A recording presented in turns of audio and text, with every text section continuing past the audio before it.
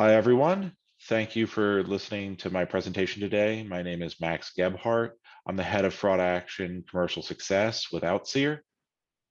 Today, we're going to be talking about the Bored Ape Yacht Club heists and NFT scams more in particular. Before we get into the Bored Ape Yacht Club attacks specifically, I do want to talk about cryptocurrency and the fraud space. Cryptocurrency or fraud in cryptocurrency, NFTs, Web 3.0 is kind of unique.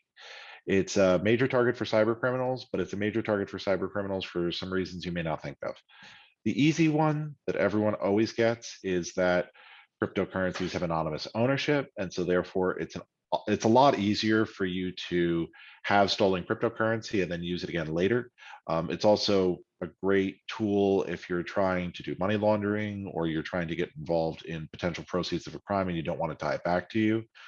But there's a separate function of it that I want to talk about that's very obvious to those of us who've done fraud in banking and financial services environments.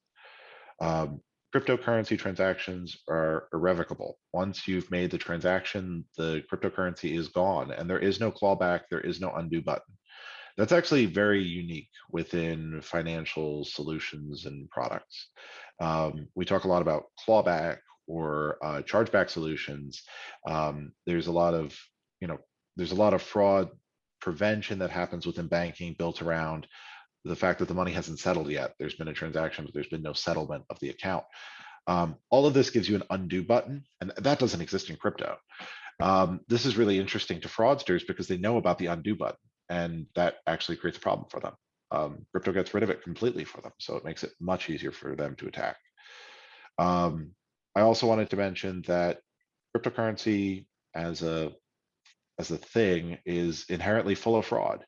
And I don't just mean that in terms of people who are trying to steal your cryptocurrency. I'm talking about rug pulls. I'm talking about complete vapor coins that don't actually exist. I'm talking about every cryptocurrency scam and scandal that had to do with founders doing large sell-offs or pump and dumps on the side, anything that they wanted to do in order to make their money at the expense of somebody else. And we know that stories like this happen time and time and time again. So it's a very fraud heavy environment, and it draws a certain type of person who has risk tolerance for that. And this gets to our last point, which is self-selection and social engineering. When we talk about Nigerian scam emails, for example, one of the first things we talk about is, oh, look at those spelling errors. And somebody who isn't really familiar with fraud will say, it's really silly, they should write a better email.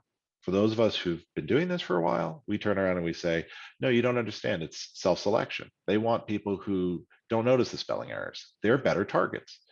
Well, when you have a fraud-rich environment where everyone is trying to steal from you, and yet you persist in participating in that environment, the odds that you're going to believe certain things and the odds that you're going to fall for social engineering because you have sort of going investment in cryptocurrency, and therefore cryptocurrency can only go up, is increased. You're self-selecting for folks who are more likely to be victimized by different types of social engineering scams. It's just common sense. That's part of why crypto drainers, the primary method that you're going to see, are social engineering enabled. They cannot work without you clicking the button to accept control over your wallet, but yet people will do it. And they're doing it because they believe in crypto. They believe in it as a market, despite any of the red flags that they've seen. The other thing to point out is that criminal enterprises are going to focus primarily on coins and NFTs that are going up or have a lot of opportunity for profit. So they're going to target the Bored Ape Yacht Clubs. They're not going to target the dozen or so knockoffs. And it very much centers their attention just to what's hottest. And that's worth paying attention to because it means that the type of fraud that we see with Bored Ape Yacht Club is generally centered with front-end market players, big rowers. So let's try to get through the rest of this. Bored Ape Yacht Club, what actually happened in the attack? Well, NFTs have very few winners. Bored Ape Yacht Club was one of them. They released 10,000 procedurally generated images of bored apes in different states, and they started selling them in 2021. Initially, they were selling for under 1 Ether, and now we've seen that they've grown to dozens of Ether. The record was sometime in the spring of this year. M went and bought a Bored Ape Yacht Club image for $460,000.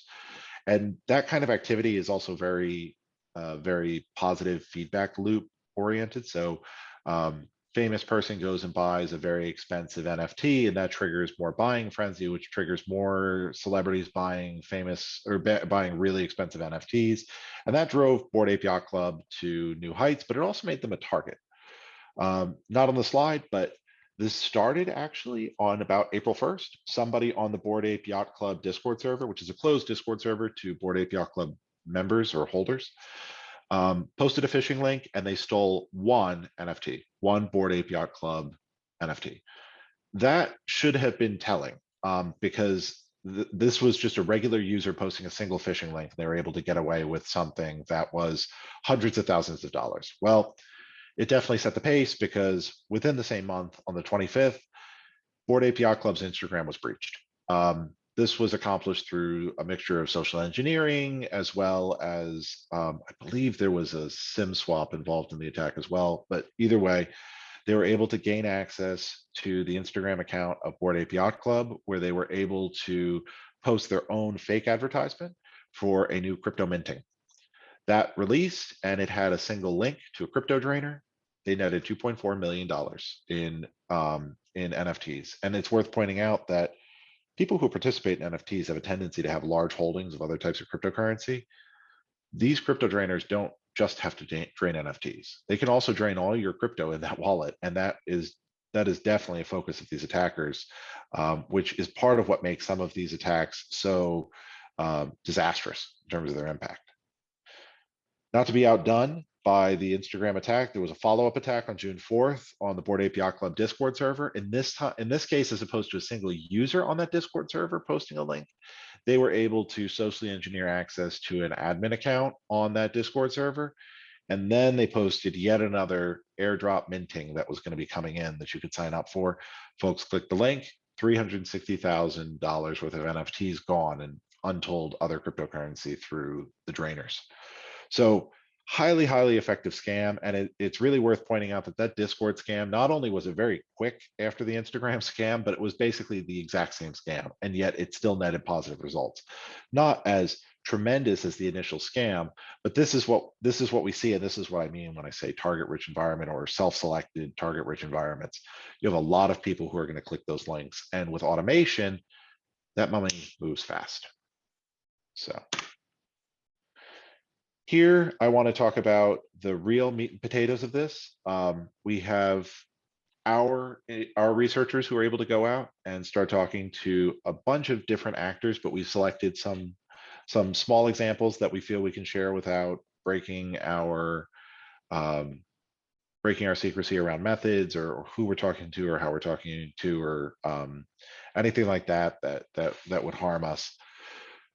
We were able to speak with an actor that we had been working with in the past, focused in the cryptocurrency drainer space, and actors fairly well known to us. We've got a fair assessment that what they're saying is true, that actor did indeed participate in the Bored Ape Yacht Club cryptocurrency scam. You can see from their messages, they didn't actually use a crypto drainer that they were trying to sell us at the time. That was a custom job with 20 developers. And that's actually something interesting to point out, because we are seeing that kind of specialization where you have large developer groups, you have products that you're really trying to drive. Separately, we have advertisement that we're just trying to show you for what cryptocurrency draining looks like on the deep and dark web. Again, very focused on trying to drive this as a product or a productized solution.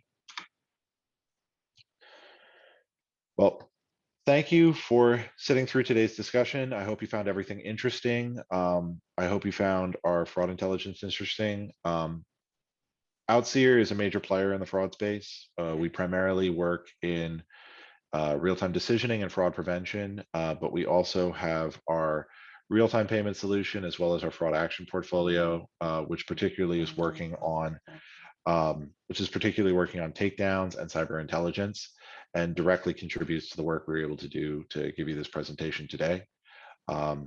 If you have any questions, feel free to reach out. I really appreciate having an audience and folks who are interested in fraud and the fraud space. And I thank you very much for joining our presentation today.